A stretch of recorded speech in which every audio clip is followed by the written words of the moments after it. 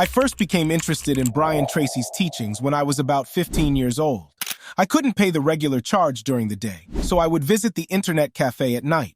I'll read Tracy's quote and listen to him for hours at night.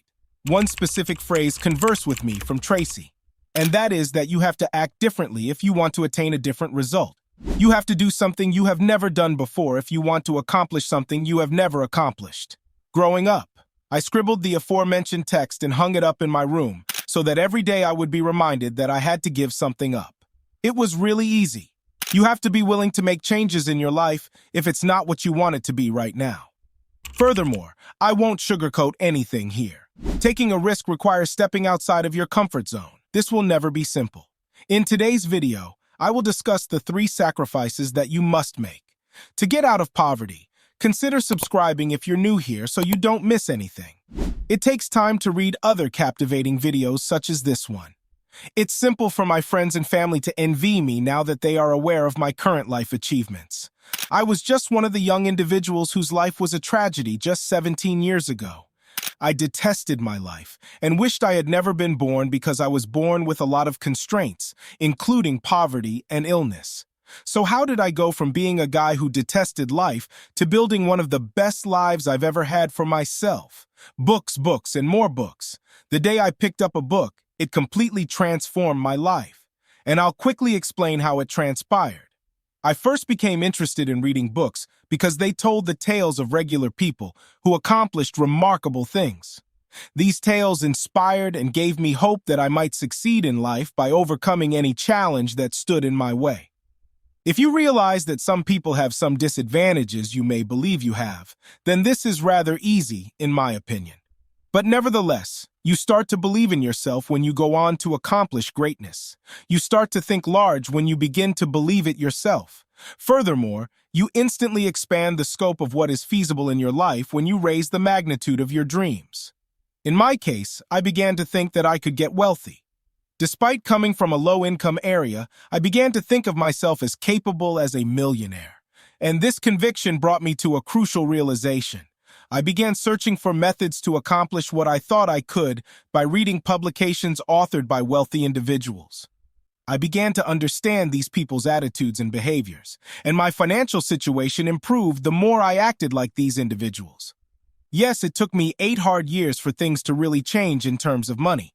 If it weren't for reading literature, I never would have succeeded. In addition to reading books, you can also view videos that share the experiences of accomplished individuals. Books are dull, yes, but then so are all worthwhile endeavors. Vegetables and fruits are dull, but you should eat more of them if you want to stay healthy.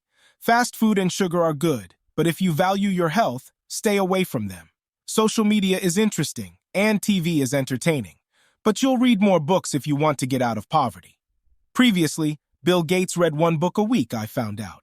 Additionally, I've read that millennials often read 1 book per week. When a typical millennial does anything, it's often a good idea to follow suit. I therefore made the decision to read, every week, 1 book. I'm not asking you to start reading a book every week, and this is not an easy task.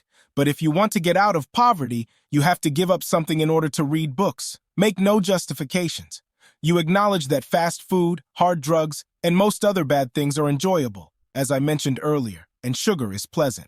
One more extremely lovely. Excuses are the problem. Most folks make it listen because of this. If you would like, you may think of 100 reasons why you should be where you are, and you can also think of 1 reason why you should be somewhere else. The variations in how you operate the formidable apparatus bestowed upon you by God. If you program your brain, then that machine is your brain. See how the government, the economy, and your parents force you to spend your time searching for explanations for why Europe, or your rectangular activating system, or you are poor, will quickly reveal to you how your lack of education, health issues, upbringing, or even the nation in which you were born are the causes of your situation.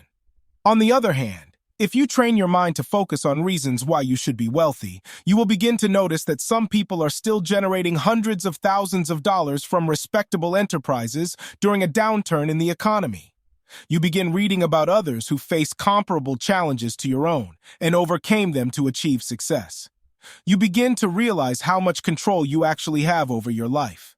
Then you start to reflect, assume accountability, and stop feeding idiots.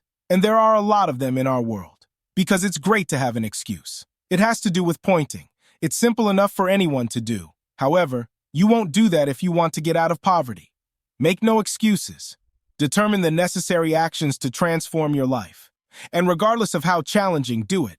Exchange 101 setbacks, 41 achievements. Matt Cuban commented a few days ago, "I heard something very interesting from him, and it made a lot of sense."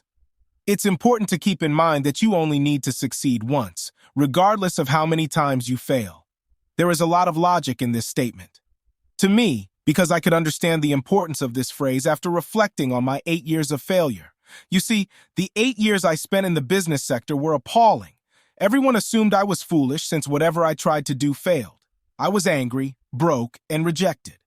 However, I made my first breakthrough from there today. Today was my third breakthrough, my second. Everything I touch appears to turn successful. However, that is not at all what my life was like a few years ago. This is the issue. The number of times you fail is irrelevant. Keep in mind that all the suffering of the entire year will subside if you succeed only once. Why is it crucial that you comprehend this?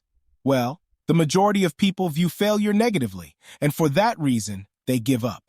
If success is what you're after, you should know that the path to success is, for him at least, one of failure.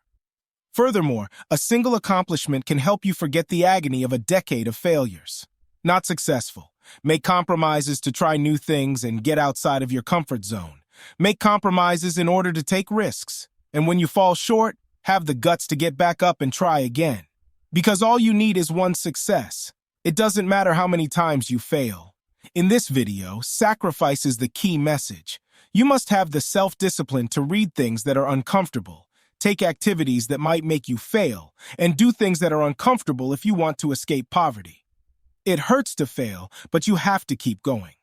Fail and try again. Do you recall how I introduced this video? You can't keep doing the same things and expect different results. To break free from poverty, you must be prepared to make sacrifices because anything new is uncomfortable. If you liked this video, you should think considering subscribing to this channel so that you can occasionally receive updates about riches. I appreciate you watching.